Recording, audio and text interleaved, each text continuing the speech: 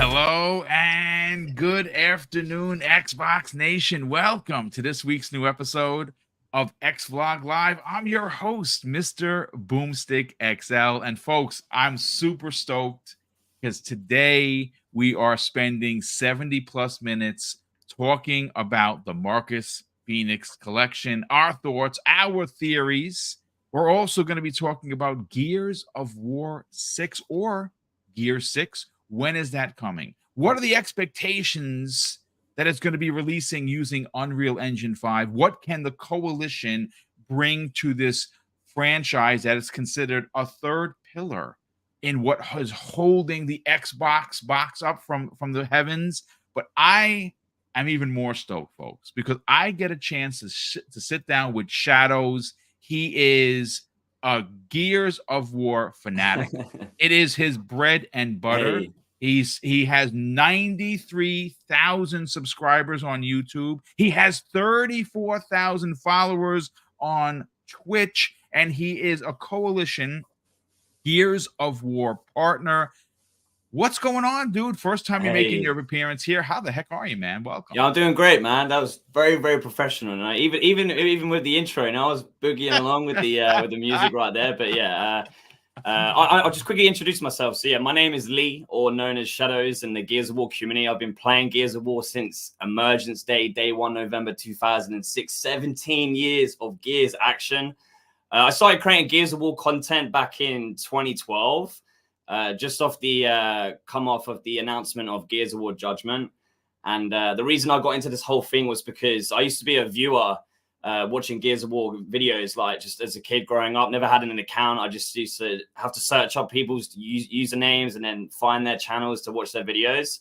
And nobody was really talking about Gears of War Judgment being announced with like sort of like gaming news and, you know, talking about like characters, weapons and stuff like that. So I was like, as a viewer, that's what I wanted to watch. And I was like, nobody's doing it. So I thought I'll create a channel myself, get into it, and start videos doing that. And yeah, here we are. Like, what is it now? Like, 11 years later, man. I can't believe it. So yeah, I've been creating Gears of War videos for 11 years, live streaming Gears of War for 8 years. And it's pretty much the only game I play. And I just absolutely love it, man. Well, listen, you've been doing the good work, and we're happy to have you here because obviously this entire episode is dedicated to, of course, Gears of War, and why wouldn't it be, right? Like, look, folks, there's something to be said about when you look at Xbox and you take a real deep look at to what made this platform special, going all the way back to like the Xbox 360 specifically.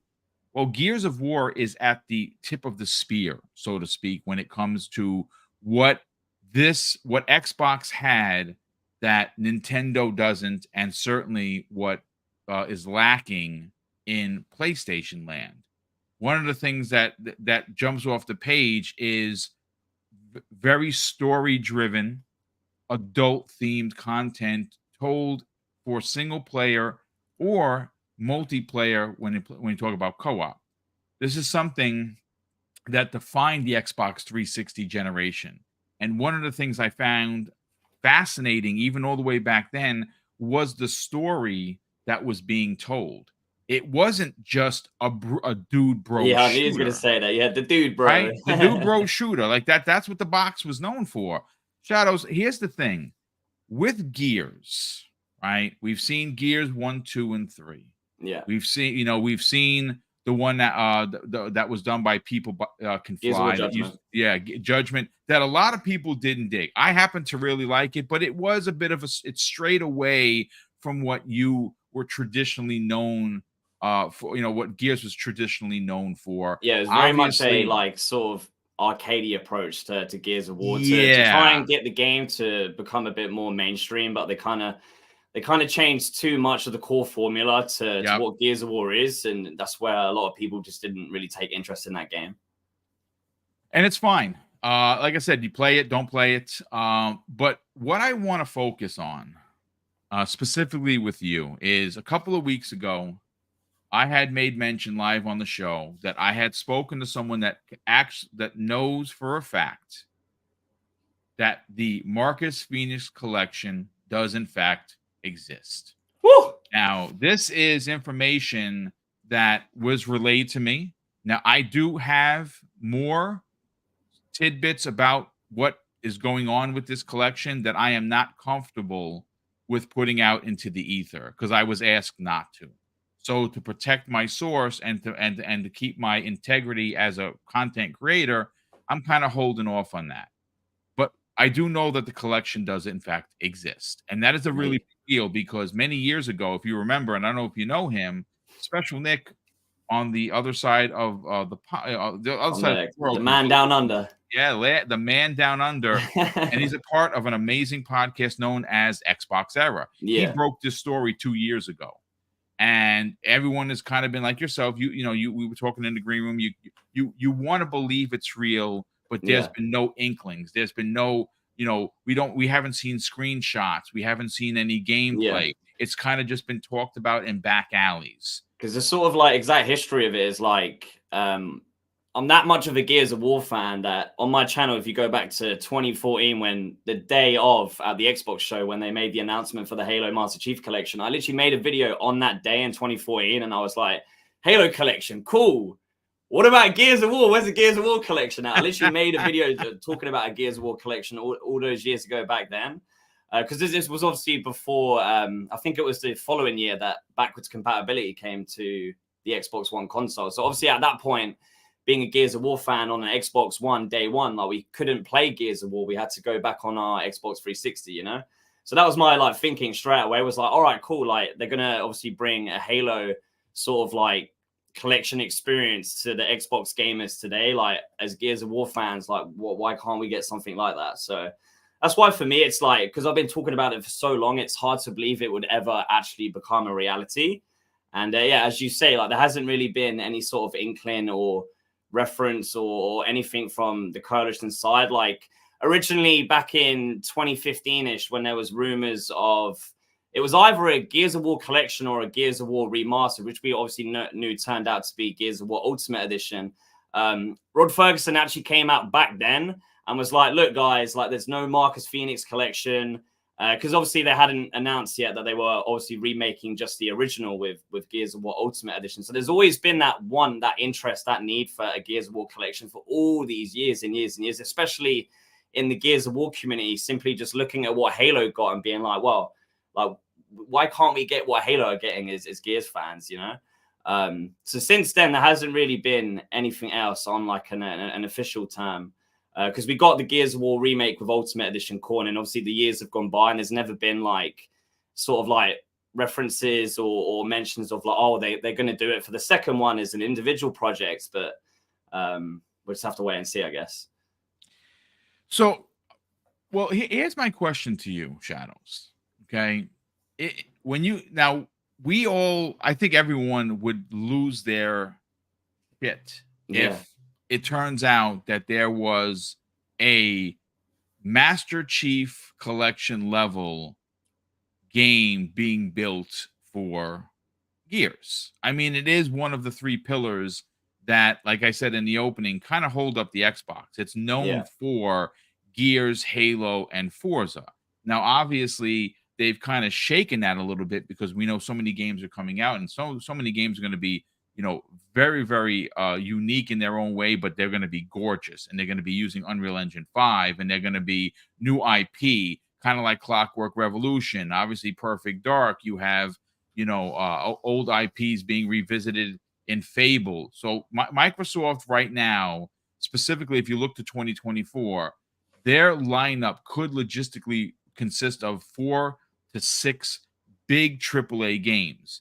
My question to you is, as a diehard Gears fan who has been covering this since Emergence Day, that has built his entire channel on it, what are you personally looking for in a Marcus Fenix collection? What does it have to do for the wait to be worth it, so to speak?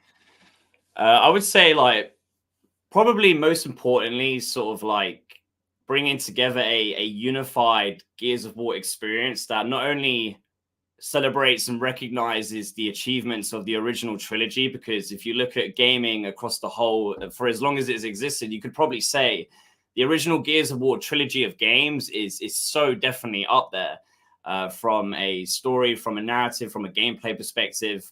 And obviously, as the Xbox generations have continued, and we saw the super successful Xbox 360 generation, where obviously Gears of War began, and then we've had the Xbox One generation, which obviously was a little bit more lackluster. And now we're into the next gen already with the Xbox Series consoles. As Xbox continues to grow as a platform, as a brand, as an ecosystem, obviously there's going to be a lot more people coming in.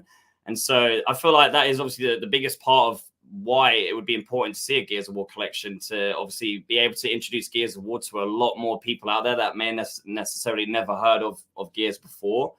And it would be obviously the best time to get into it right now if they were able to be given the original Gears of War games, but with all of the modern technology that we have today, whether it be the Unreal Engine 5, Unreal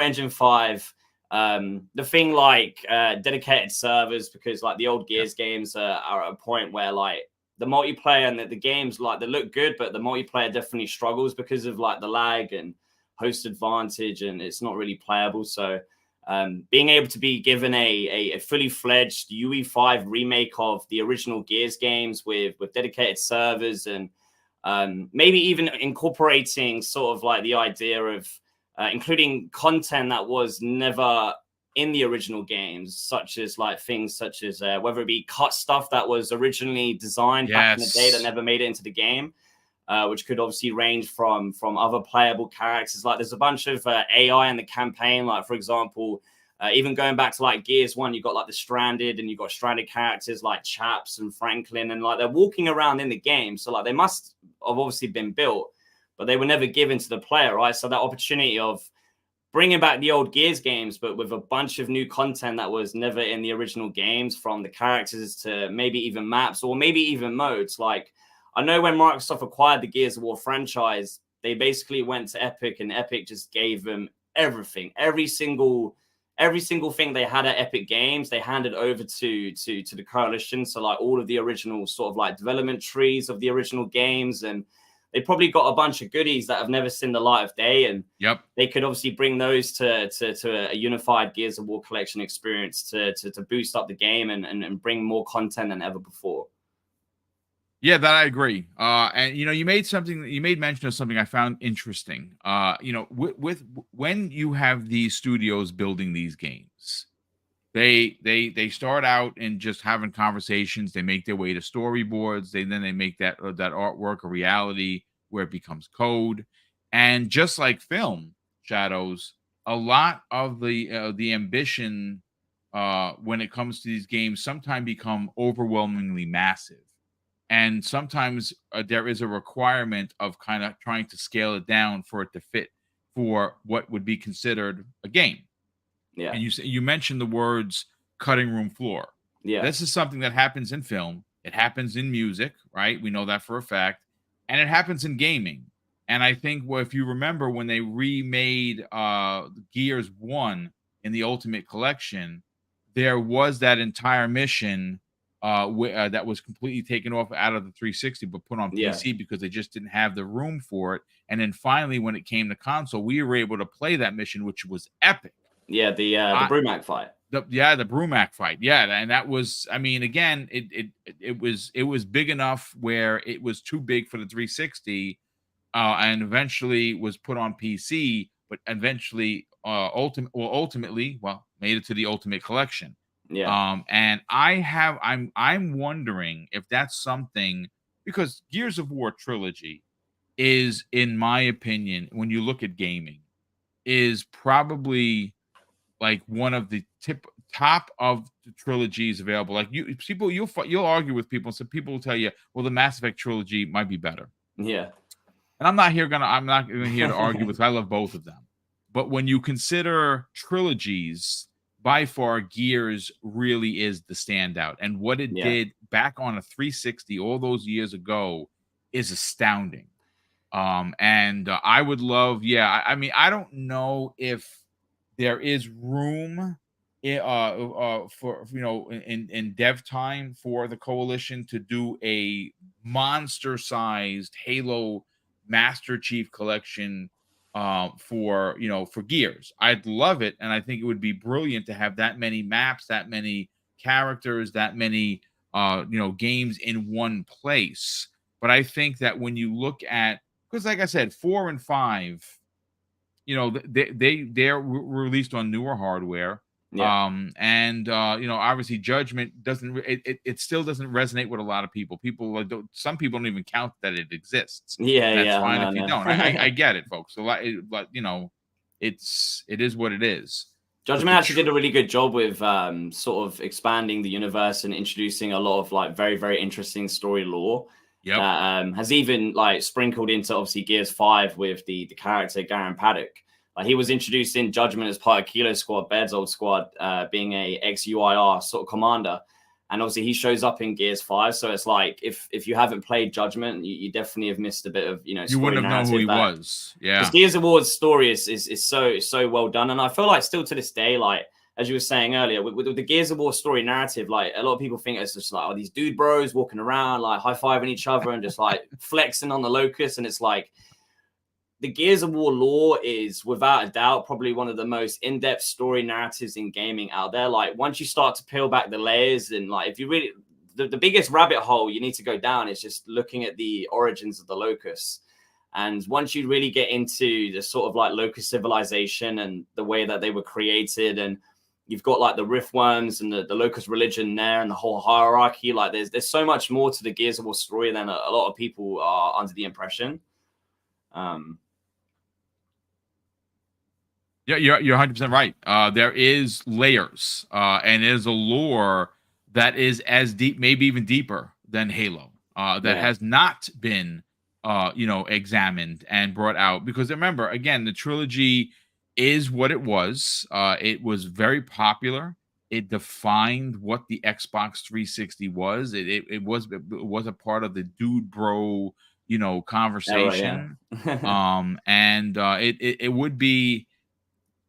I just think that when you consider the future of where Xbox is currently going, and this is the interesting part, why I think a trilogy of remake, because remakes do very well these days. All you have to do is look at the success of, let's say, for instance, Resident Evil 2 remake. Yeah. Now, Resident Evil 2 remake made a ton of money for Capcom. And they're still very traditional in the sense where they make a game, they put it on multiple boxes, and they sell their wares. And their success is dependent on selling these wares on a PlayStation 5, on a PC, and on an Xbox.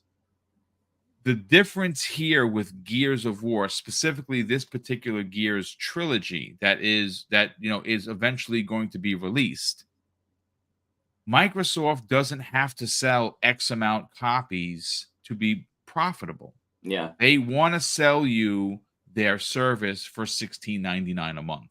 Yeah, the Game Pass, and it is the best.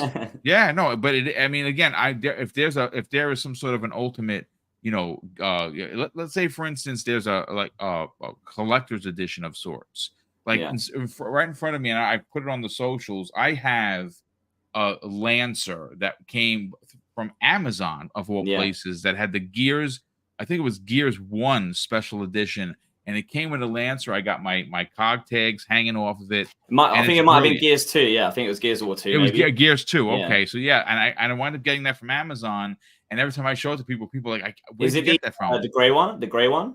The gray one with the blood all over it. It's the one with the blood all over it. Yeah, on the chainsaw bit. Yeah. Yes. Gears of War 2. Yeah, you can even see behind me. I don't know if you see, but I have like my whole setup is basically filled with Gears of War collector's items. Nice, nice. This one right here is a Gears of War Ultimate Edition, limited edition themed Xbox One. There's only six of these in the world, yeah. And you have one of them. There you go. Yeah, this was originated from San Diego's Comic-Con giveaway. I think it was 2015 when they did those like 20 Xbox collections where they had like all the different types of games for the different types of Xbox Ones. So I know, I got one right here. There's one at the Coalition. I think there's one in Germany, a massive Gears of War collector in Germany. So the other 3 are somewhere around the world. But yeah, like that's the thing about Gears of War as well. Like Gears of War merchandise and Gears of War items, like that it really is such a big part of the game, or the franchise Gears of War. Like Gears is much more than just the games. It's like the whole culture around the franchise. And as you were saying about the Resident Evil games, like the thing that the original Gears of War games, especially that original trilogy, have is like they kind of sell themselves as just being so iconic in itself. Like still to this day, even with how great and successful Gears of War 4 and Gears 5 have been in their own rights, still to this day, I have people that come up to me and come in the live streams or talk on YouTube videos like, oh, just Gears of War 3 is my favorite, or I absolutely loved Gears of War 1, 2, and 3. Like, love the original trilogy. So, like, yes, still to this day, like, there's people that just, even if we have new Gears games, like the next Gears game with Gears 6 that come out at some point in the future, there will still be people that are like, yeah, like the original Gears of War trilogy is still like my absolute favorite. And so it kind of sells itself. Yeah, it does. It does. I think what we are on the cusp of, especially like when you hear that what Xbox is trying to do, right? And you've heard Phil Spencer talk about this. They're trying to attract 3 billion gamers, and they're going to do that because now they're in mobile, and mobile is going to be a big thing for them. But Gear 6 eventually is going to be released. Now we'll talk about that in the second half of the show. Yeah. You and I have an idea of when we think that's going to happen.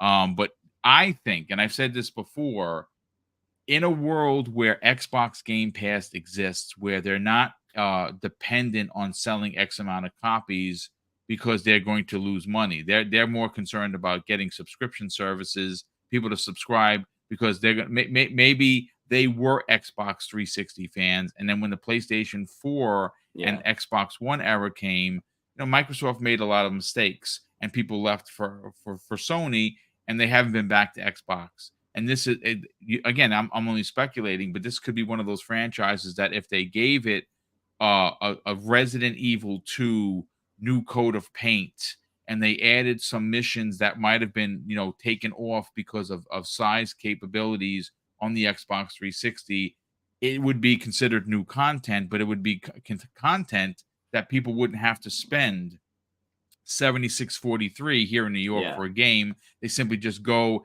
and they pay their $16.99 a month for their subscription, and it's in that service. So you see Sony right now, I want to talk Sony because you talk one, you got to talk the other. Sony is in a bit of a pickle because they are falling short of what they expected Spider-Man 2 to sell. They've only sold 6 million copies, and they needed to sell X amount of copies to be profitable. And it doesn't look like they're going to hit that, at least for the remainder of the year. And that's a big problem. And that's why they're, again, we talked about it last night at Primetime Gaming. There's new documents, internal documents that come out with Sony that there may be some massive layoffs at Insomniac, even though Spider-Man 2 is highly reviewed. It was accepted by the public as being a real proper sequel, but it didn't sell like they expected it. So this is where I go right back to Gears of War. A Gears of War trilogy. If you want this franchise to continue, especially to a new audience, Shadow, you got to reintroduce what Gears of War was. And I think there's a real opportunity here to put out a trilogy, to give it the TLC that it deserves. It's a franchise that deserves respect. It deserves to be treated as if it is special, because it still is. And I think that if we can get a Resident Evil 2, Resident Evil 3, 4 even, or even you take a look at what they did with Final Fantasy 7, those remakes stand out because they're special. They took iconic IP and they gave it these gorgeous coat of paint, and everyone wanted to play because it was new. It is, and I think they can do that here with Gears trilogy. Yeah, the Gears of War collection would be something that I feel like a lot of players that played that original trilogy that did move over to PlayStation last gen, that would be the monster that they would see announced, or if that were to happen, and they would be like, holy shit, like, I gotta come back. Like, let me get that Xbox Series S. If there's no Xbox Series X in stock, like I gotta come back for it. As an avid Gears of War fan, like, I would say, like, my expectation for obviously a Gears of War collection would be like I was saying earlier, just the idea of preserving the original trilogy with a new lick of paint, with the new technology we have available today, but more so preserving what made the original trilogy stand out in a sort of like unified experience that can be enjoyed and celebrated, as you say, with the power of Xbox Game Pass and not having to purchase the game outright. Because I say to people all the time, like a lot of people bring up, oh, maybe like the newest Gears of War games haven't been as successful in terms of selling copies like the original trilogy did. And I obviously always say that Xbox and where gaming franchises are at today with Microsoft, like it's not really all just about copies sold. It's the idea of having the Xbox Game Pass ecosystem where they can, because I'm an Xbox Game Pass Ultimate member. I haven't purchased a game in like nine years because I only really play Gears of War. But Xbox Game Pass gave me the option to sort of like have that opportunity to try out games, especially necessarily that I would never, ever even consider. And of course, with how great Xbox does it with day one releases of all their new games, like I'm not really like a massive gamer anymore. I'm more of like a super hardcore, dedicated Gears of War player. But Game Pass gives me that freedom to obviously try out these games, and obviously an idea of a Gears of War collection releasing on Game Pass, I feel like would just bring so many people back to the ecosystem that were once there. The idea of maybe potentially, as you say, like maybe it's a bit more of too much of an outreach to try and have like free Gears of War campaigns and free multiplayers and all of the other extra bonus content that they could possibly do. Like maybe the idea of having a unified experience, like could it be like a unified multiplayer experience and a unified horde mode experience where you can play one version of multiplayer, one version of horde mode. But then again, like which version would they obviously choose, right? If you go with, oh, we're going to choose Gears 3, and then people will be like, oh, I missed that Gears 2. I wanted that Gears 2. So it's a bit hard, but just the idea of preserving the original trilogy with the new technology, and Xbox really using the success that made the Gears of War franchise from where it began to obviously get a bunch more people back to the Xbox ecosystem. Yeah, I absolutely agree. And like I said, I'm looking forward to what they do next year, because obviously, you know, we're talking in the green room, the 20th anniversary of Gears is going to be in 2026. Yeah. And that's, you know, obviously, you know, it kind of lines up for Gear 6, but how we get to Gear 6 is an interesting tale. And I'm going to break that down in a second, but I got to catch up on Super Chats. There's been quite a few of them. First of all, we got a new member. Thank you so much for joining the channel. NM156. Thank you for the generosity. Super appreciate that here. Andre Doyle drops an outstanding $5 super chat and says, Mr. Boom and panel, let's go Gears. At 43, been a huge Gears fan. I'm saying Marcus Fenix, Unreal 5 engine remake launch next year, Gear 6 2025. Ooh. Yeah, I mean, I have a theory. I'm gonna break that theory down, why I think Gear 6 is in 2026, and I'm gonna tell you why in a second. Jax82 drops a very generous $5 super chat and says, I like Gears Judgment. It's kind of like Halo ODST. Very underrated game. I think they should look into doing another one like Hive Busters. I like that. Yes, I absolutely like that. And you know that People Can Fly, you know, suspiciously enough, announced a couple of months ago that they are working on a AAA Xbox exclusive. Yeah, what that exclusive that would be very interesting. Yeah, I don't know, but it's a AAA game, and it is. They are working exclusively with Microsoft, which is one of the studios I think absolutely have to join Xbox Game Studios at some point. That's just that studio is actually outside of Gears of War Judgment. That studio has actually had a lot of hands-on with Gears of War. Like they were sort of like a supporting studio for Epic Games throughout all of the Gears of War games. They were a big part of the original Gears of War 1 PC games for Windows release. They actually were, I think, the team behind that made that extra content. And there was a few extra multiplayer maps as well that obviously wasn't on the 360 version that got included with the Gears of War Ultimate Edition release, as you said earlier, with the whole Brumac mission. But they also did support work for Gears of War 2, Gears of War 3, the Gears of War 3 Ram Shadow DLC. And then obviously they were given a much bigger sort of role going into Gears of War Judgment. Yeah. I'm looking forward to seeing what they do. I'm a big fan of that studio for sure. Let's see. Jonas the Dad drops a very generous $5 super chat and says 50 million games, so 50 million sold. Games are selling low, means scalpers are buying up boxes. Sales of consoles mean nothing without software sales. Hit that like button. Thank you, brother. Definitely appreciate that. Yeah, I Hit that absolutely like agree. button. Vote. Okay. Vocaloid HD sub drops a very generous £5 super chat and says, Hey, English man. there you go. Isn't there that fan project called Delta Online? Yes. I think it's Gears 3 on PC by fans. It's a super Yes. dedicated fan base. I've never I can actually get into heard of that a little that. bit. Yeah, you've never heard of Please. it now. Yeah, so Uh, basically, it's there's two sort of like community driven projects based off the Unreal editor that originally released with Gears of War 1 on PC. Because you could basically Epic and People Can Fly released with the Gears 1 PC released in 2007, sort of like a customized Gears of War Unreal Engine editor where it included all of the Gears of War assets and people could go in and sort of like create their own stuff to then import into the game. It's basically using that as the base. And there's one project called Project New Hope, which is basically the idea of remaking Gears of War 1 as a PC experience with additional multiplayer maps and character skins and like a fully UI overhaul to sort of bring it into the modernized era. So there's one small little community team working on that.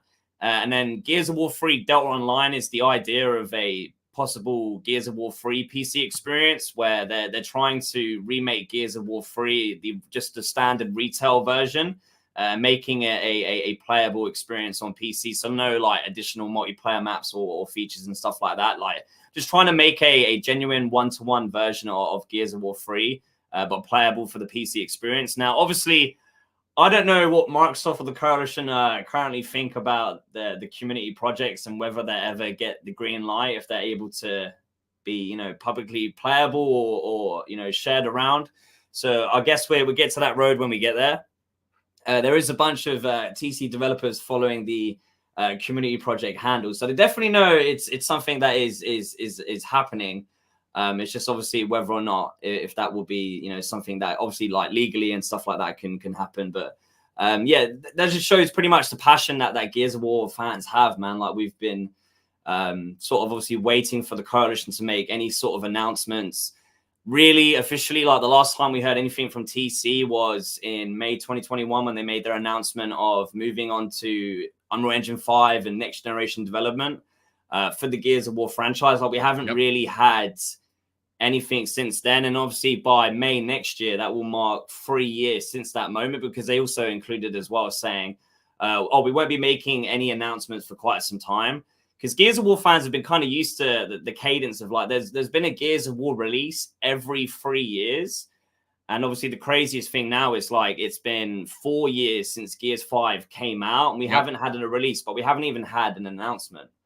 So yeah, it's interesting times for sure. Like it would be really cool to see those community projects happen. But again, as you say, like if there's rumors of a Gears of War collection maybe happening, then what does that mean for those projects? And is there reason to still have them be a thing when we could possibly get a Gears of War collection? Because obviously one of the biggest points would obviously be of that happening is to release those Gears of War games on PC. Because if you go to Steam right now, as we know how big Steam is, I think the only Gears of War experiences on there is Gears 5 and Gears Tactics. I don't even think Gears of War 4 got a Steam release. I know Gears of War Ultimate Edition didn't because it was like a Xbox Windows 10 release. So obviously the idea of like if you really want Gears of War to be like a saga as it is, especially for as you say, one of the pillars of Xbox, then really like we need that entire saga playable across as many platforms as possible, especially the PC release. Because fun fact, if a lot of people may not know that, originally the intention for the Gears of War franchise from the beginning was to release one game on Xbox 360 and then the following year release it on PC. So originally Gears of War 2 and Gears of War 3 were going to release on console release. So Gears 2 in 2009 and then Gears of War 3 in 2012. But what happened was they did the first one with obviously Gears of War 1 on the 360 2006, and then the following year they did the Gears 1 PC release 2007 because of the state of maybe PC gaming back then and maybe not so popularity of the games for Windows Live system. They didn't really see the success that they wanted, so they decided to actually like cancel those plans and go with like that's why they made. If you go look at the Gears of War 2 marketing, they really made a point like, oh yeah, this is only exclusively on the Xbox 360. Like you're only going to be able to play Gears of War 2 exclusively on the 360. So originally there was going to be a Gears 2 and 3 release on PC, but it didn't happen then. But I don't know. Maybe this is the right time. Well, it makes sense, right? I mean, if you consider the moves that Xbox is making, right? I mean, again, it's very apparent that that Phil's commentary about trying to, grab the 3 billion players wasn't going to be just on console. Console is probably of the three the smallest market. Yeah. Obviously, mobile is ridiculous and PC is ridiculous. It makes sense, especially when you start talking PC, that if they do, or should I say, when a Gears of War, because I'm keeping the hope, folks. Like I said, I'm gonna will this into fruition. Once that game releases, of course, it's going to release on PC as well as Xbox, and that's going to be a big deal, Shadows, because like you said, it's going to be the first time that the Gears of War trilogy finds its way to PC. And that is going to be huge. There are people that are going to eat this game up. And I have 100%. A feeling that you're going to see sales that are going to skyrocket. Because remember, everyone knows who Gears of War is. Yeah. Right? We know. And maybe a lot of these PC players were Xbox 360 players. But PC, they're a fickle bunch, right? They're the PCMR. They want to play on their giant $5,000 rigs and have all the bells and whistles with ray tracing. And be on Steam, and be on Steam. Yeah. So there you go. There you go. Look, I want to kind of transition over to Gear 6 because we know that it's coming. But how the question, Shadows, is how do we get to Gear 6? So here's my chronological order, folks. And again, this is completely speculation town, which, as you know, I'm co-mayors with Mav, Fun Speculation, and Pong Soul. We're co-mayors of speculation town. Right? That's where we like to roll. Yeah, absolutely. So if I'm a betting kind of a guy, and I know don't like to gamble, but I this is my thought and theory, and let me know what you think, Shadows. I think next year, at some point, we get a Gears collection, right? I think it would be foolhardy, at least in my opinion, considering how many games that they have in the pipeline. So there's no reason to rush Gears. Gears 6 is going to be special on a multitude of levels. It is going to be Unreal Engine 5. I would imagine maybe there is a possibility, because now you're starting to see that Microsoft is heavily invested in OpenAI. I wouldn't be surprised if OpenAI development starts making its way to first party. That wouldn't surprise me in the least. It makes perfect sense. So you say in 2024 we get the Gears of War collection, right? Which is great, and everyone's going to play it. 2026, the 20th anniversary of the franchise, makes perfect sense to launch that Gear 6 in that year to make it a giant celebration. So now we have a gap, 2025. What do we put in there? This, my friends, is where I think you see a sequel to what's on your screen right now in Hivebusters. Ooh. That is my theory, because this ends, if you played it, and for me, I don't know about you. Well, I might have to jump in there. I might have to jump in there with a bit of Gears knowledge, man. Yeah, I play this every December, religiously since its release. I think it is a fascinating piece of DLC. It is so good. It could literally be its own game.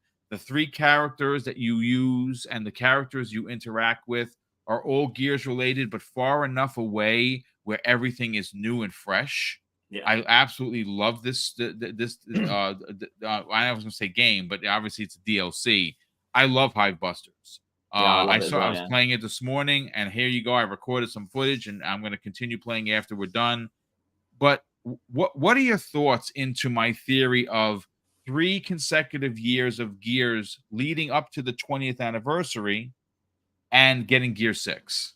Yeah, so I'd say firstly, obviously the idea of the Gears of War collection next year would be the absolute dream. It would be, as we've discussed this whole podcast, so many reasons for people from all over gaming, whether they're Xbox fans, PlayStation fans, PC fans. So many reasons for them to obviously back up on the Xbox platform with a Gears of War collection release. It would be the perfect way to not only have people playing the original Gears games, but with maybe possibly DLC like support. Like they could obviously have maybe the inclusion of remaking just the Judgment campaign, and maybe there's a big major mode from the cutting floor. Like just to share a little bit of knowledge. So basically, like Gears of War 3 back in the day was planned to actually have 4 campaign DLC expansions, and only Ram Shadow made the cut. There was going to be a DLC based on the Battle of Old Aphira, or Battle of Aphira in the Locust War, which is the actual battle that sends Marcus Fenix to prison. Like originally there was going to be a really, DLC, dude? That's a interesting. DLC based on. I have footage, man. Yeah, I have some footage of it, but it was supposed to be originally, the Battle of Aphira, which was because pretty much the story narrative lore is that Emergence Day happens, the Locusts come out, and the humanity obviously do the hammer strikes a couple years in, and it doesn't really work. It definitely impacts the Locust Horde, but they just keep coming. And so humanity sort of retreats to Aphira, which is the capital city of Tyrus and the main sort of like continent country that we've played most of the Gears of War story across. And as the story went on through the first like 10 years of the Locust War, it was basically the Locusts like sort of taking remnants of the rest of Sarah, slowly creeping their way towards Aphira, which is just in front of where the Jacinto city is, where we're at in Gears 2, like that whole plateau. And so what the Locusts did was they basically used the Krill to ink the sky, to then kill the humans, take the city, and sort of like move on. And that's what the Ram Shadow DLC is with Lima City. It was basically the idea of Ram using the Crow Storm to gain access to the city, taking out all of humanity and just forcing them to the Jacinto Plateau. And so Aphira is the actual battle that defines the beginning of the Gears of War trilogy, with obviously Marcus being sent to prison.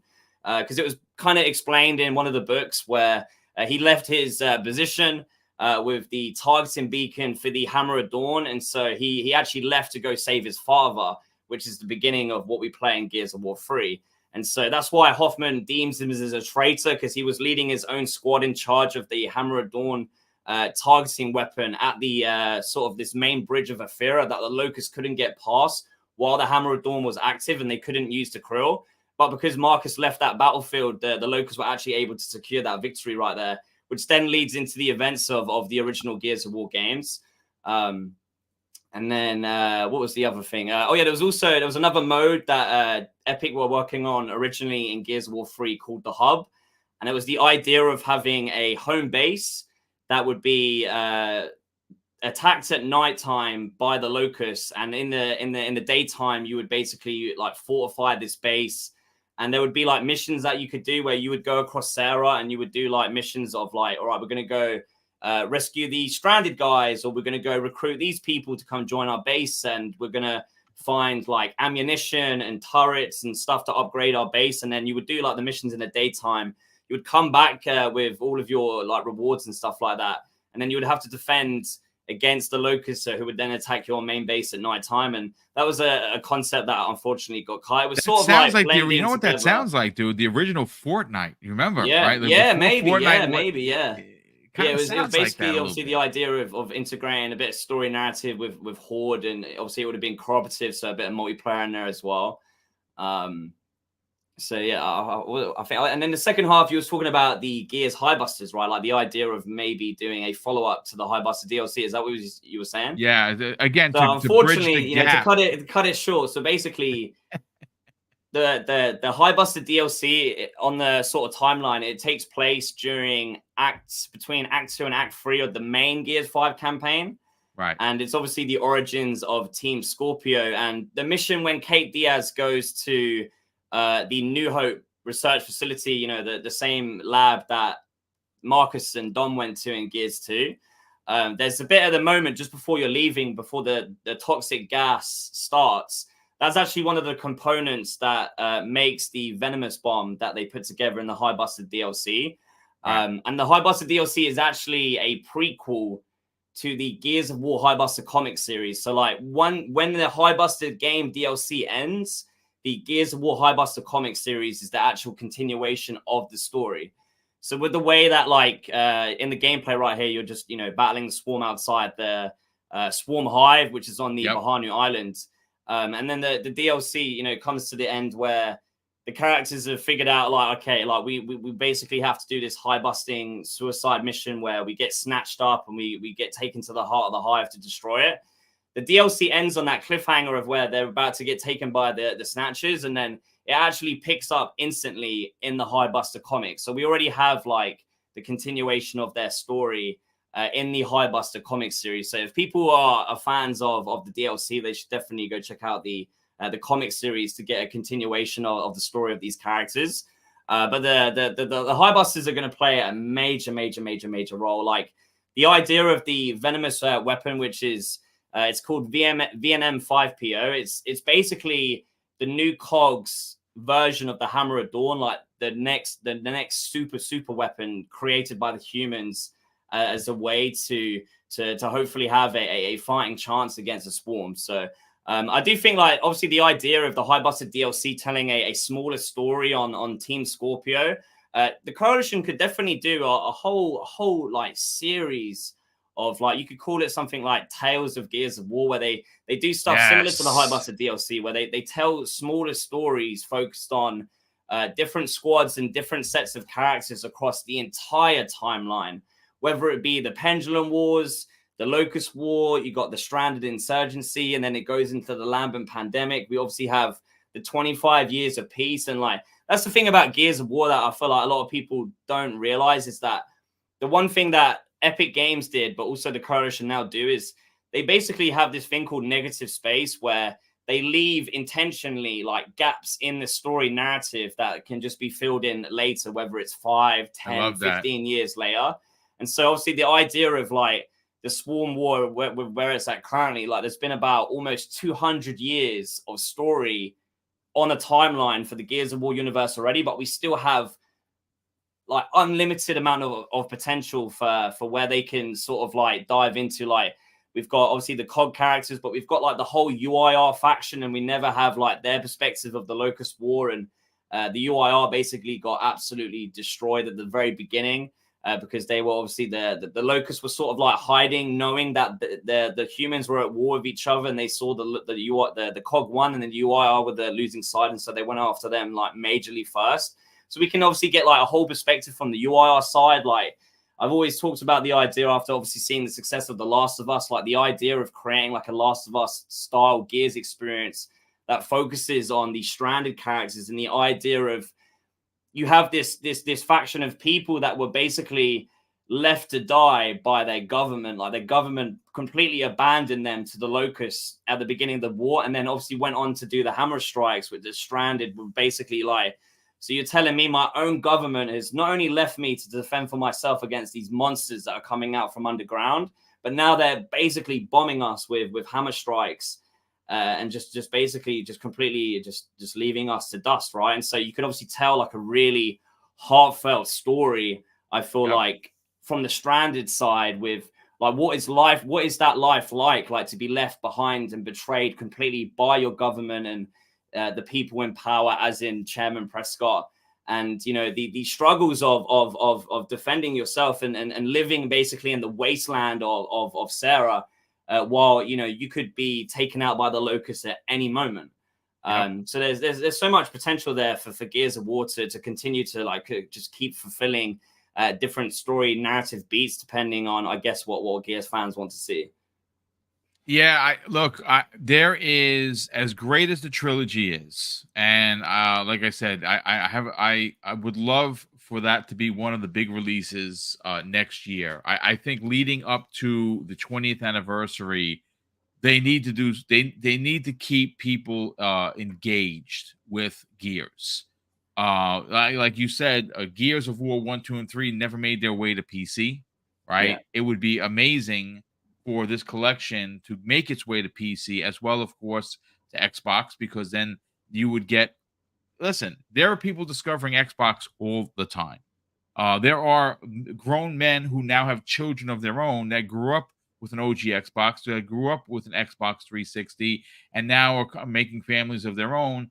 It'd be pretty dope to have a Gears of War, which completely identifies with the Xbox 360 generation, with the Xbox Series generation, and whatever they're going to do next. Yeah. And it would be a power release next year. There will be potentially a gap because, like I said, to me anyway, Shadows, it doesn't make sense to squander a 20th anniversary in Gears, in a franchise that defines Xbox as a brand. Yeah. To just not have something as powerful as a new Gears of War, meaning Gears 6, to close out that particular trilogy. And of course, they're going to be using Unreal Engine 5. It's the thing is as well, it's not a trilogy now. Well, Gears, now actually Gears 4, 5, and 6 is not a trilogy. I see a lot of that talk a lot of the time.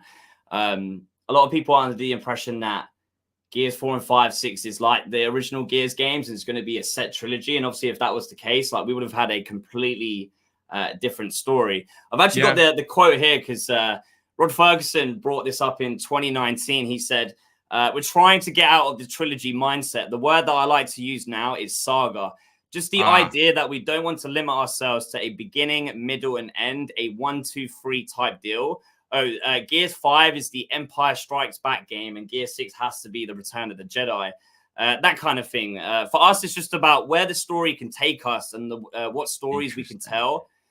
This is just a continuation of the saga. Because the interviewer was basically saying, like Gears 5 is the second game in a 3-part trilogy, right? And that was his answer. Also, another big thing was like it was the intention of, compared to the original trilogy, where Gears of War 1 takes place like 14 years into fighting the Locusts. It didn't take place from Emergence Day. And so a lot of the characters and a lot of the world and a lot of the stuff that happened in the original trilogy was sort of like set in its ways, because it tells the story of the final 3 years of the war compared to getting to see the entire thing. And so one of the things that the Coalition wanted to do with bringing Gears of War into a new generation with a new story set into the future was they wanted to do basically the polar opposite and have us pretty much experience the emergence of the Swarm, which is what occurred in Gears of War 4.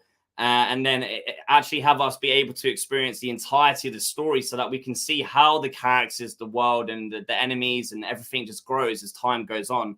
They said it's nice to have a young set of characters instead of being in their mid-40s. It gives us a lot of headroom in terms of where we can go. We wanted these younger characters so that we could transform them over time. With Marcus and Delta Squad, they were set in their ways. The world changed around them, but they didn't really change. Now, as you see with JD going into Gears 5 and as well as Kate, their experiences can change them and transform them. That's what we want to lean into and to have that happen as we move forward. So the idea of not really having like major time skips. If you look at the current timeline for the Gears of War games, from the beginning of Gears of War 4 to the ending of Gears 5, we haven't even experienced 1 year of this new Swarm threat. Like, it's currently looking at around 8 months from the very beginning of Gears of War 4 to the ending of Gears 5. And so even in Gears 5, when you fight the Swarm at Settlement 2 with Lizzie and Clayton Carmine, like they sort of react like, oh, these are the Swarm, right? Like they're basically meeting the enemy for the very first time. So like we're still very much early days. And they say the Swarm is basically the evolution of the Locust. So it's very possible that the Swarm War will actually go on for 10, 20, 30, maybe even 40 years. And we get to see like characters that are introduced in Gears 4 and 5 in their early 20s go through this evolution of war and fight for all of their 20s and all of their 30s and all of their 40s, and maybe get to the ages that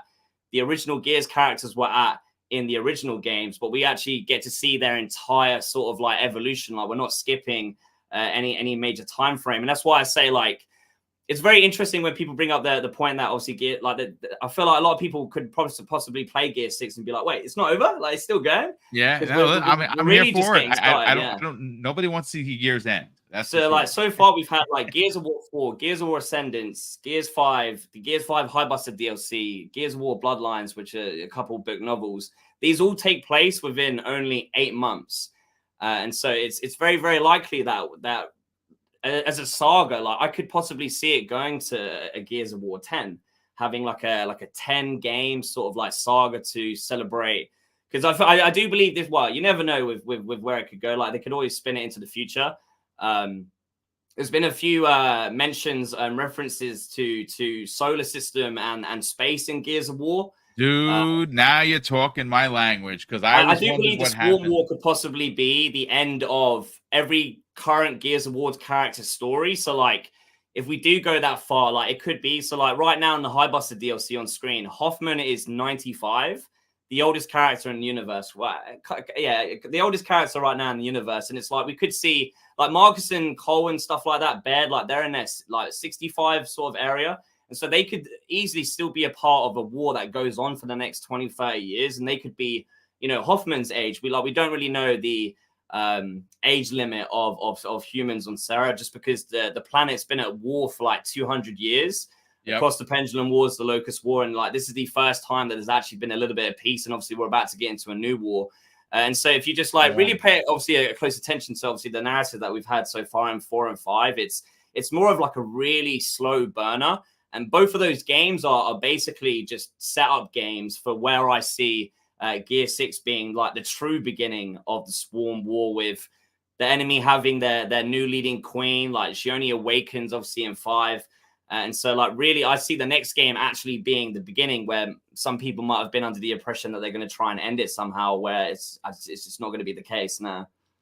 That's good stuff, man. Again, your Gears knowledge is unbelievable. I love it, man. Well, we definitely obviously the thing with it. making content is like I just researched Gears of War for like the last 10 years straight, and so it's just like as time goes on, you just continuously build it up, you know. No, listen, that's good stuff, man. So I'm glad we were able to sit down for the 70 minutes or so to kind of get your hot takes on the Gears of War collection. Now there are a couple of doubters in the chat here that let me see if I can find them. I'm still a little bit of a doubter, just because like I need some physical evidence that it's going to be a thing. To know. You need the evidence. It totally makes sense to obviously bridge the gap between right now and waiting for Gear 6. Like, obviously you could have the idea of the unified Gears of War collection experience, bring in the original trilogy. Maybe they have plans for DLC support. You could obviously have stuff like battle passes where you could unlock content that is not in the original games, and then you can use that as a way to incentive people to obviously play it for a couple years as we then build up into the release of Gear 6 and possibly 2026 for the 20-year anniversary. Obviously, you got to remember as well, there's the Netflix stuff as well. There's a Netflix Gears of War live action movie, a adult themed animated series that will happen after the movie. And depending on the success of those projects, that Netflix they're pretty much all in on Gears of War, especially if those two projects do well, because the film chief is actually like, he's personally invested into the idea of obviously creating like Gears of War for the sort of like side silver screen, because there's been so many attempts at a Gears of War movie over the years. Like, originally New Line Cinema got the rights in 2007 and it never happened. Their vision was to create a movie based on Emergence Day with obviously characters like Marcus, Dom, Anya, Maria, Jack. And then we had Universal get the rights in, I think, 2016. They announced it on the Gears of War 4 midnight like release stream. And then that never really went anywhere. And he was actually I can't remember his exact name. I think his name was maybe Scott Stuber, the current film chief at Netflix. He was a producer on that second attempt of a Gears of War movie with Universal. So like, he's really like super heavily invested into obviously wanting to see the Netflix stuff be a super success. And if it really is, like, mixing that, having that crowd from, obviously people that aren't necessarily gamers, the success of that, combined with obviously the success that could be from a Gears of War collection, like, it would just be an absolute mammoth going into what will be Gear 6. Yeah, I mean, look, the 20th anniversary is around the corner. We're less than 10 days away from the new year. Next year is going to be a staggering year for Xbox. It is.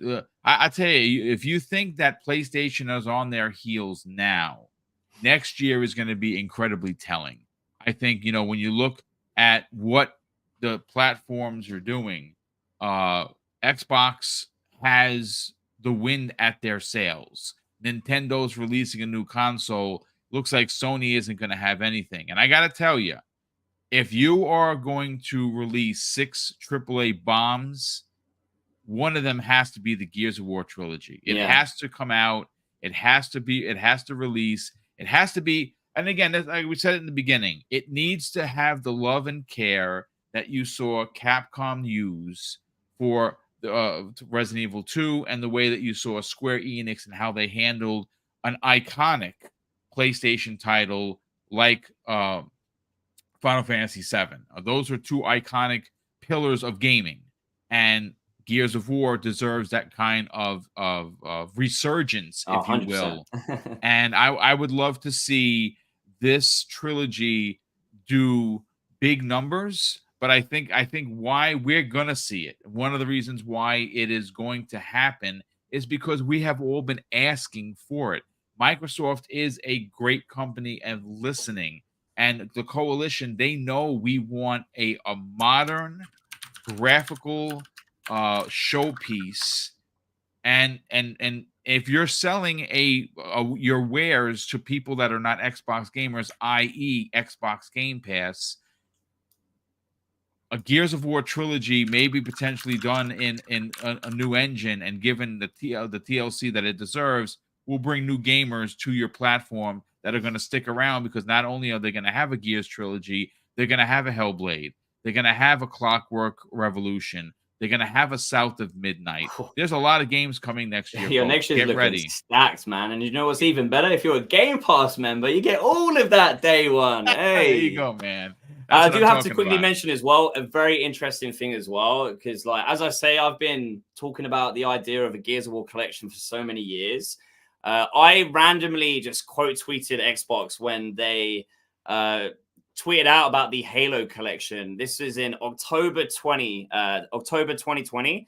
I said, just imagine this, but a Gears of War Marcus Fenix collection of the original trilogy. Damn, a Gears 2 and 3 Ultimate Edition multiplayer would be too fire.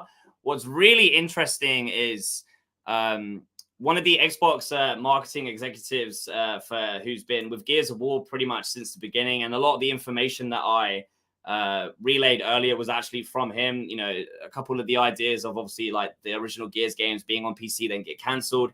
He was the one who told me like there's only 6 of these in the world. He actually replied to that tweet, say, get it trending, and with a winky face. And this was obviously back in late 2020. So Microsoft, even on the higher scale, like they know people want a Gears of War collection. That they know like it's been something that Gears fans have been constantly pretty much begging every single year since 2014 when Halo got theirs. So it'd be obviously, you know, just super sweet to see it finally come to fruition if it were to happen. I absolutely agree. Now, listen, folks, we have 450 people here, which is great. Obviously, I'm sitting down with Shadows. This has been a great conversation. A lot of people are digging what you're putting down. Let me see if I could find something. I've been focused on the stream screen, so I haven't. I'm definitely People have been really happy with your incredible knowledge, and they're happy that you're talking about. I'm a massive Gears of War fan. I could probably show this as well. Oh, nice, dude. Nice. Very, very nice. Yeah, I have the Crimson Omen and the Phoenix Omen sort of like merged together. That's dope. And it's like the idea of like representing the old Gears of War and the new Gears of War. I love it. And what's crazy is Xbox actually hooked that up for me. Wow, really? Obviously, being a coalition partner, I've had like the amazing opportunity to pretty much like work with the coalition in terms of helping them market Gears of War. Pretty much since their inception, they kind of reached out to me back in 2014 when the news broke out that Microsoft acquired the IP. Because back then, a lot of people had given up on Gears of War videos and making Gears of War content because of obviously what happened with Gears of War Judgment. And so they kind of reached out to me because I was really one of the only people making Gears of War videos at the time. But yeah, I got this tattoo because the day before I was supposed to fly out to the Coalition in 2019 to get early access to Gears 5 just before release, Xbox UK slid in my DMs and they were like, hey, do you want to get a Gears of War tattoo? And I was like, yeah, I'm ready. And they was like, any ideas? I was like, yep. I was like, ever since the Phoenix Omen got revealed, I was like, I want to be able to get the two Omen sort of merged together because it like the original Gears of War games obviously share such a special place in a lot of people's hearts. And for me personally, I grew up with not the best high school experience, and Gears of War was sort of like there for me as a kid. Like I made more friends online than I had at school, and it was like the idea of obviously the camaraderie between Delta Squad. Like I sort of like resonated with that, you know, like that bondship. And so obviously I have the reasons for the original games. And then obviously with the new Gears of War games, like doing content, it just completely changed my life, being able to pretty much travel the world and go to different gaming events and go, like I said, go to the Coalition where they actually develop Gears of War, like get to see all the behind the scenes and stuff like that.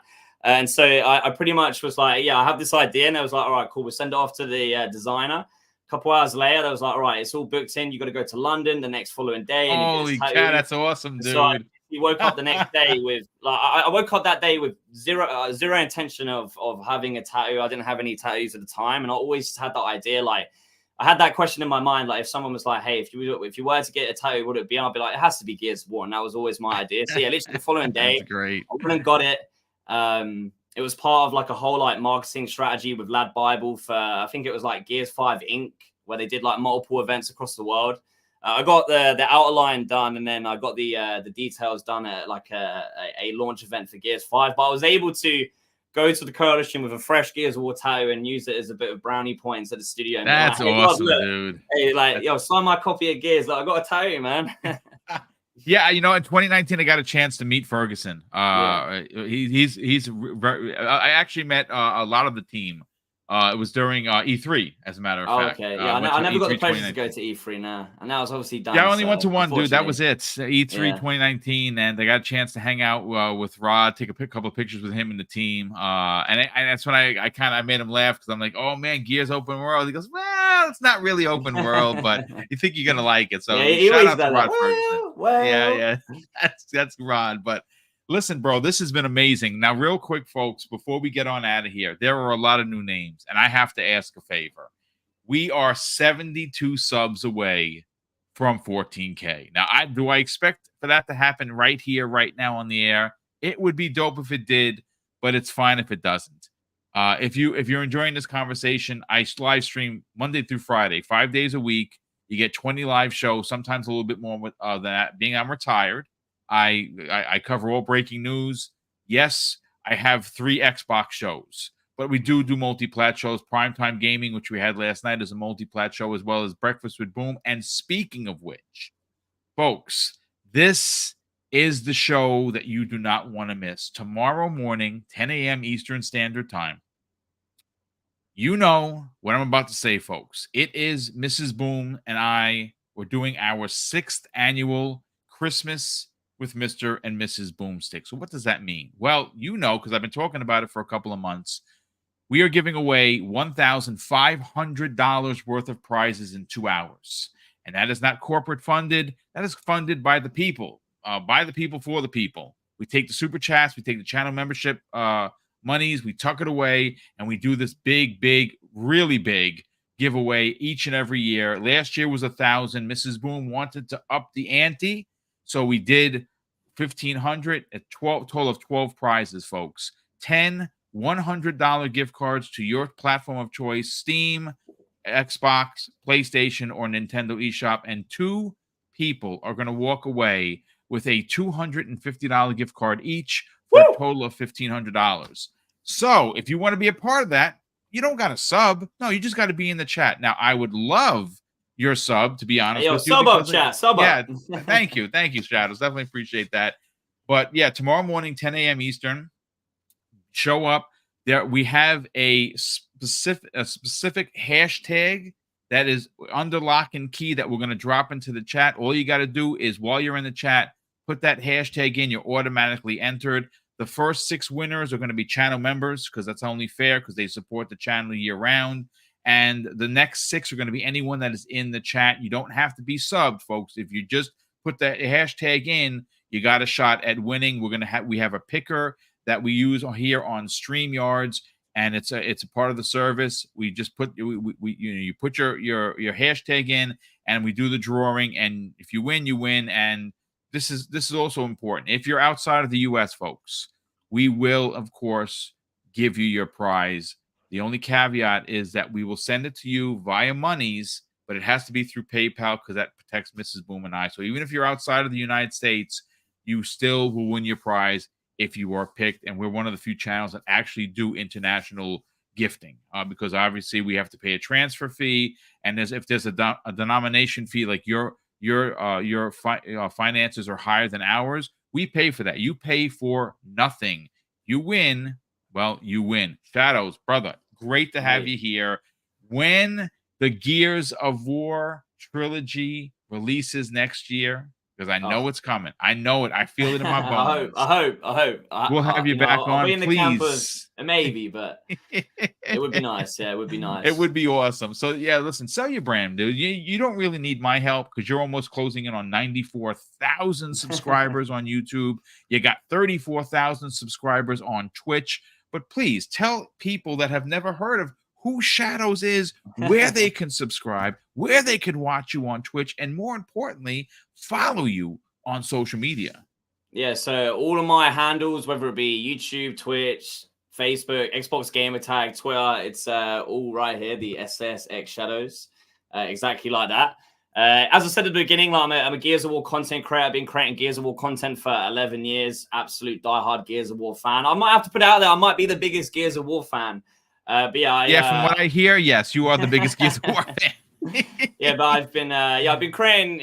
Recently, it's been a focus on Gears of War 6 based content, whether it be story theories and sort of like feedback for the coalition in terms of my ideas and concepts for game modes and features. And then we're just about to finish that. I've pretty much shared a lot of my ideas. We didn't really get a chance to jump into the Gears 6 talk because obviously we were so focused on the Gears of War collection, right? Maybe we can do a future episode primarily focused on Gear 6 if you're down. But yeah, 100%. Yeah, you know what? We'll set that up in the DMs because, like I said, I'd love to go ham on Gear 6. What your expectations are for it? Yeah, because we could definitely cover a whole show just purely on Gear 6, whether it be story stuff, lore, game modes, features, like technology, Unreal Engine 5, you name it. And then just as a little bit of a teaser for future, I'm going to be pretty much moving on to, after I just do a couple more Gear 6 story theory videos, I'm going to be focusing on the Gears of War lore and really breaking down the entirety of the Gears of War story narrative, whether it be the games, comics, the books, collectibles, you name it. I basically want to try and create a online video database for the Gears of War IP, where if people are really interested and want to find out more about the Gears of War story lore, that they can just go to a YouTube playlist and have thousands and thousands and thousands of videos. That sounds that dope. Will pretty much answer every single question everybody has, because like that's how much Gears of War means to me. And I just know there's other people out there that do enjoy the Gears of War story. And I know a lot of people have mainly only played the games. And as we were saying earlier, there's so many more layers to Gears of War, and it's basically a gaming IP that is forever giving. Like there would never be an opportunity to not tell another Gears of War story, whether it be a game, book, or comic. And so there's a lot to cover, and there's a lot to come. I do live stream daily Gears 5 as well. So if any Xbox guys out there, if they want to get their hands on a bit of Gears gameplay, I do live stream Gears 5 every single day on Twitch. We're pretty much consistent with that. I think I've been live this whole year except for a week. Wow. So yeah, we're pretty much, diehard Gears of War out here. So yeah, if people want to, everybody's welcome to join. You just got to send me a message when I'm live, and we invite everybody in. And yeah, if you want to get a bit of Gears game time in while we wait for obviously maybe the Gears collection next year, a Gears 6 in 2026, they can just tune into the streams. And just ask for an invite and get you in. So literally SSX Shadows on YouTube, Twitch, Twitter, Xbox Gamer Tag for all of your Gears of War needs. And if you've never watched, now would be definitely the best time to jump in, because I've made all of the Gear 6 videos already, and we obviously got the Gears of War lore coming up. So Yeah, that's pretty much it from me, man. Good stuff, brother. Good stuff. Real quick, someone is asking, it's non-Gears related. Illegal dad. Why are you illegal? I don't understand it. Welcome to the program, brother. He says, did people really crack Insomniac's source code? I heard people are playing the alpha build on PC. Yeah, folks. Yep, that's right. Wolverine is playable on PC, which is a nightmare scenario for Sony, but more importantly for Insomniac. That's not how you want your work getting put out there. And again, I don't know why this continues to happen to Sony and their studios. I mean, just be better, man. I don't know. But listen, folks, great 75 minutes. Hopefully you enjoyed it. That flew by. Yeah, it did. It went super quick, Shadows. Yeah. I do want to say, like, thank you so much for obviously inviting me on. Like, this was my first ever time really being on a podcast. Look at that. Never done this before. You know, first time obviously being able to meet and speak to you, which has just been awesome. Thank you, sir. I watch a lot of the Xbox podcasts, like Lurking. Like, I'm a Gears of War guy, but I really do love Xbox. Like, I absolutely love what they stand for. You know, the ecosystem, Game Pass, like the way that they think about the gamers first, and obviously, you know, the huge potential that the Xbox platform has going forward. And even if I don't really play a lot of different Xbox games, I obviously want to see Xbox be as successful as they can, because obviously it can only mean more success for Gears of War, which then obviously can mean more success for Gears of War content creators. But yeah, again, thank you so much, BoomStick, for having me on. It's been, you know, I always love talking Gears of War. Like, sometimes I'm gonna watch the stream back and, you know, see what people say and see how I did, because sometimes I get a little bit excited. I talk a bit quickly and I stutter a little bit. So hopefully it wasn't. No, you do. Let me tell you something. You knocked it out of the park. People were people really. In my mind, it's like my words are going like super speed. You know. I love it. That's what happens when I talk Gears, man. I love it. Yeah, like I said, yeah, I'd love to, you know, come on again, and we can definitely do a whole episode dedicated to Gears 6. And even if the Gears of War collection is announced next year, man, we can obviously talk about. Oh no, we will have you back on. As a matter of fact, we will bring in tow Crispy Bomb, Mr. Gears. Yeah, I'd love to get a bit of talking with Crispy, man. Yeah, you guys. I'm just gonna sit back, put the headset down, let you guys go ham. Just let us geek out. That's good stuff. Listen, ladies and gentlemen, thank you so much for being here. Again, please consider subscribing. I dropped the link in there, so if you don't want to have to go and find me on YouTube or, you know, do any detective work, super easy, folks. I'm going to drop it one more time in here. We are on the hunt for 14K, and again, it's a big deal. It's a mom and pop organization. It's just my wife and myself. She does the stuff, the finances, and all the planning for the giveaways in the background. I do the hosting and stuff. And again, it's 14,000 subscribers, or nearly 14,000 in 6 years is just incredible. We've had one heck of a ride. And of course, we're going to continue into 2024 and beyond. Of course, a thank you to all of Super Chats. And there is one I did not get to, so let me get to that. Saucy Mods drops a very generous $2 Super Chat and says, Merry Christmas, Boom. Everyone sub 14K, brother. That's very kind of you. Thank you for the generosity. And of course, thank you for the push. And look, I'm going to close out the show, folks, with something that's incredibly important to me. Hopefully one day be important to you. And that's something that my dad taught us when we were kids. And he would say, Craig, treat others how you want to be treated. And also, it doesn't cost anything to be nice. You live by those rules, son. I can guarantee you, you're going to have an awesome day. So take care, everyone. And we'll see you next week on the newest episode of X Vlog Live.